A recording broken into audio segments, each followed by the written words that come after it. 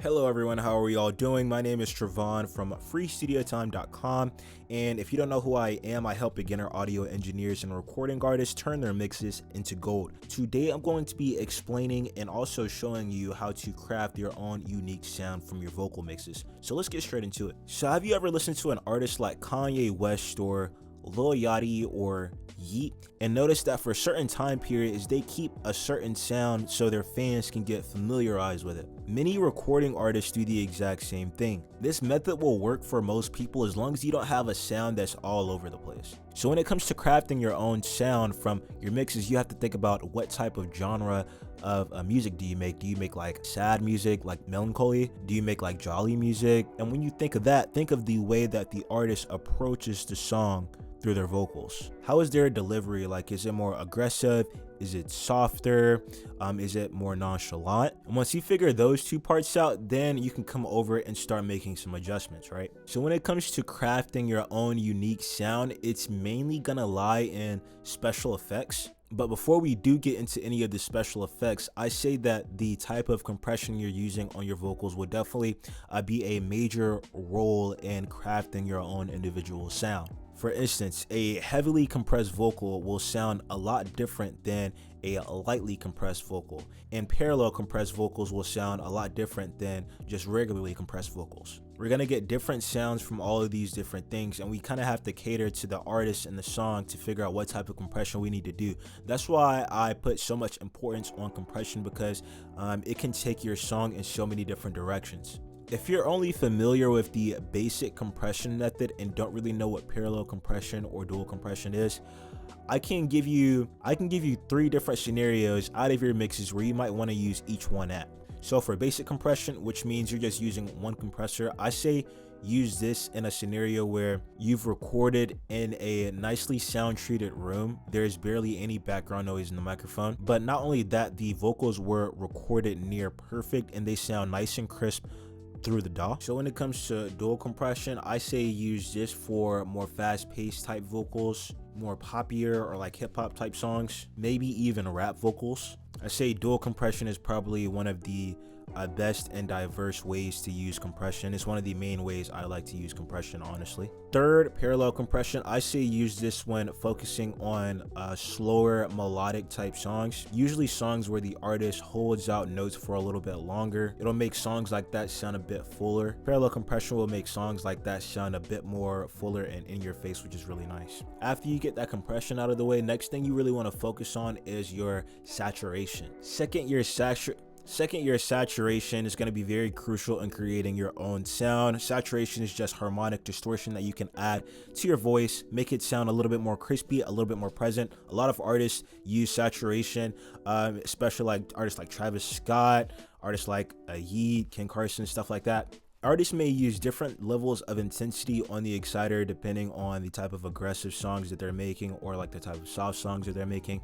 For like a more aggressive song, I could probably go with something like tube saturation, or I may even use a little bit. I may use tube saturation and then use a little bit of distortion.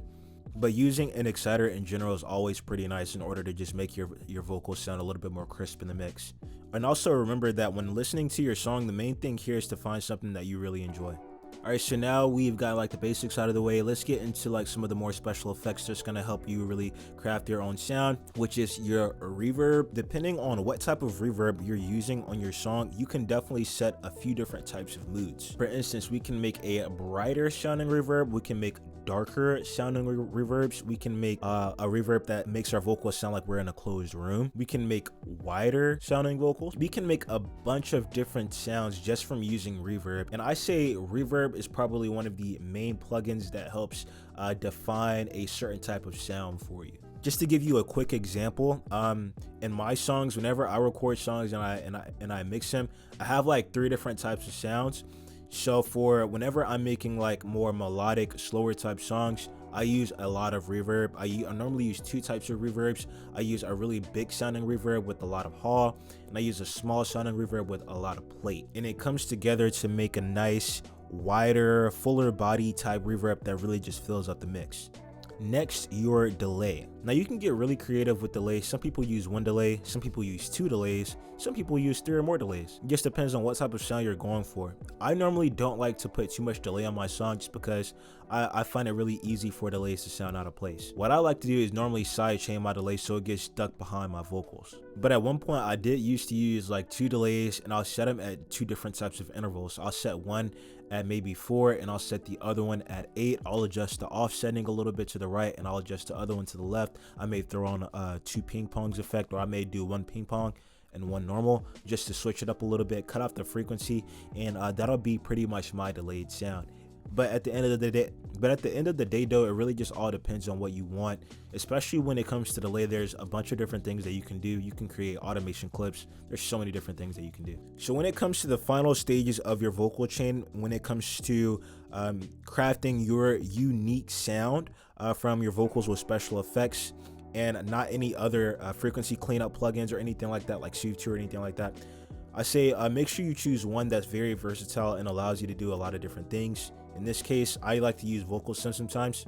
Vocal Synth from Isotope, you can create a lot of different sounds from this thing, a lot of unique, funky sounds.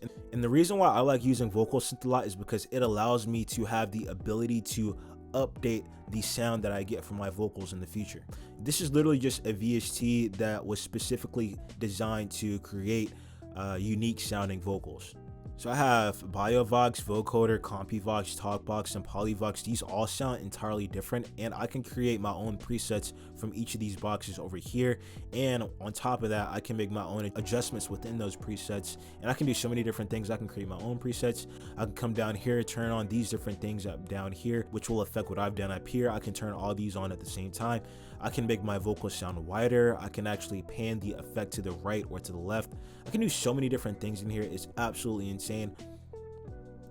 Sometimes what I do in here, I keep it simple. All I do is just turn on the PolyVox, and I'll turn on a little bit of distort, and I may use some fuzzy type distortion. It'll make my vocals sound nice and aggressive for certain songs. But just like how I said with this stuff earlier, it really just depends on what type of sound you want from your mixes, and just like taking the time to pursue that sound that you're thinking of in your head, which can take a little bit of time. Now, when it comes to crafting your own unique sound, I personally think that's all you need. So another thing I also forgot to mention was the autotune. Now, autotune may be different for a lot of people. So when using autotune nowadays, a lot of trap artists like to use a lot of autotune that sounds really robotic to kind of fit that vibe for like the generic genre nowadays. But some people may want a little bit more natural sounding vocals from their autotune, and that's when you want to turn up the retune speed so it can sound a little bit more natural. Some artists like Playboi Carti play around with Format. If you don't know what Format is, it pretty much just makes your vocals sound deeper or more high pitched. Playboi Carti probably turns this knob up by like 9 or like 10 or something like that, does a little bit of EQ on there, and that's how he gets that darker, deeper vocal sound. So let's do just a quick little recap. When it comes to crafting your own sound from your vocals, there's only a few different types of things that you need to be concerning yourself with.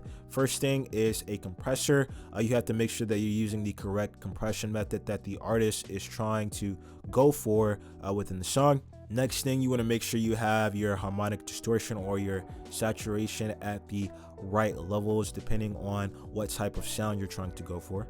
Third thing is your auto tune. You want to make sure that you get your auto tune to sound either robotic or either sound smooth, or however you like to get that auto tune to sound. You may want to adjust the format on your auto tune, make sure you get all that under control. Fourth thing, your reverb. You want to make sure that you find the right adjustments on your reverb. If you're looking for a slower type sounding vocals, go with something that sounds a bit wider and a bit more distant. If you're going for like trap vocals, say go for something that sounds a bit more narrower and compact. After that, delay. Using delay can be really nice if you're looking for something to sound more spacious. Or if you don't really enjoy too much delay but you still want it on your track, you can always do what I do and come in with a side chain for your delay so it gets stuck behind your vocals, and whenever there's no vocals present in the audio signal, the delay will just come up and be present in the mix, which is really cool for some situations. Now, last thing, in order to craft your own unique sound, you got to make sure you have a versatile plugin where you have the access to tap into a bunch of different sounds and create the type of vocal that you want to make. But alright everyone, that is how you craft your own unique sound from your vocal mixes. Now if you're a beginner interested in learning how to mix your vocals with stock VSTs inside FL Studio, make sure you hit the link in my description so I can give you a detailed step-by-step guide which I can ensure will 5 times the speed in which you progress. I hope you got a lot of value out of this video, everyone. If you did, always make sure to hit like and subscribe. I'll catch you all in the next one.